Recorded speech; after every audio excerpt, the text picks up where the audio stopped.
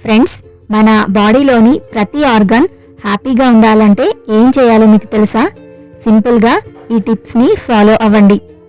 మీ heart హెల్దీగా ఉండాలంటే daily ఖచ్చితంగా వాకింగ్ చేయండి. మీ బ్రెయిన్ షార్ప్గా ఫోకస్డ్గా ఉండాలంటే ప్రాపర్ స్లీప్ చాలా ముఖ్యం. అందుకే కంటి నిండా నిద్రపోవాలి. స్ట్రాంగ్ బోన్స్ కోసం రోజులో కొంతసేపైనా ఎండలో ఉండండి. మీ లంగ్స్ కెపాసిటీ పెరగాలంటే డీప్ బ్రీతింగ్ ఎక్సర్సైజెస్ చేయండి.